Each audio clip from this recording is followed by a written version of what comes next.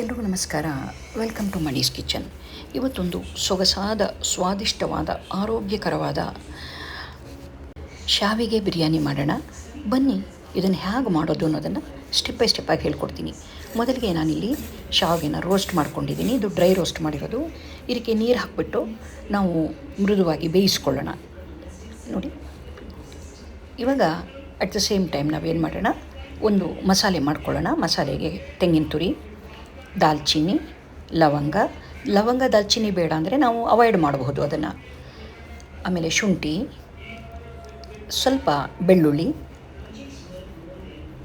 ಹಸಿರು ಮೆಣಸಿನಕಾಯಿ ಒಂದು 5-6 ಚಿಕ್ಕದು, ಆಮೇಲೆ ಈರುಳ್ಳಿ, ದಂಡಿಯಾಗಿ ಕೊತ್ತಂಬರಿ ಸೊಪ್ಪು, ಇವಿಷ್ಟನ್ನು ಹಾಕಿ ಮಿಕ್ಸಿಲಿ ನಾವು ಹೆಚ್ಚು ನೀರು ಹಾಕ್ತೇನೆ ಪೇಸ್ಟ್ ಮಾಡ್ಕೊಳ್ಳೋಣ.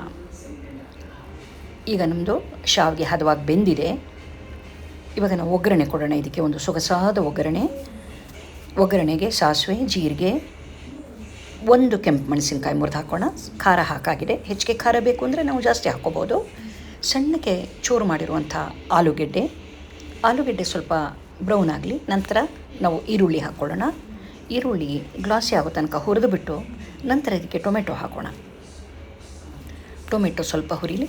ತುಂಬ ಏನು ಫ್ರೈ ಆಗಬೇಕಾಗಿಲ್ಲ, ಅದು ಸ್ವಲ್ಪ ಹುರಿದ್ರಾಯ್ತು ಅಷ್ಟೇ. ಇದಕ್ಕೆ ನಾವು ಚೂರುಪ್ಪು ಮತ್ತು ಹಾಕ್ಕೊಂಡಿರುವಂಥ ಮಸಾಲೆನ ಹಾಕಿ ತಿರುಗಿಸೋಣ. ಮಸಾಲೆದು ಹಸಿ ವಾಸನೆ ಹೋಗಬೇಕು. ಅದಕ್ಕೆ ಹಸಿ ಈರುಳ್ಳಿ ಹಾಕಿ ರುಬ್ಬಿರೋದ್ರಿಂದ ಹಸಿ ವಾಸನೆ ಬರುತ್ತೆ. ಕ್ಲೀನಾಗಿ ಅದು ಮಸಾಲೆ ಹುರಿಬೇಕು. ಅದಕ್ಕೆ ಒಂದು ದೊಡ್ಡ ಟೀ ಚಮಚದಲ್ಲಿ 1 ಟೇಬಲ್ ಚಮಚ ನೀರು ಹಾಕ್ಕೊಂಡು ನಂತರ ಇವಾಗ ನಾವು ಮಾಡ್ಕೊಂಡಿರುವಂಥ ಶಾವಿಗೆನ ಹಾಕೋಣ. ಮತ್ತು ಉಪ್ಪು ಹಾಕ್ಬಿಟ್ಟು ಕೂಡಿಸೋಣ. ಇದನ್ನು ನೋಡಿ, ಚೆನ್ನಾಗಿ ಕೂಡಿದೆ. ಇಷ್ಟು ಚೆನ್ನಾಗಿ ಕಾಣಿಸ್ತಾ ಇದೆ ಅಲ್ವಾ?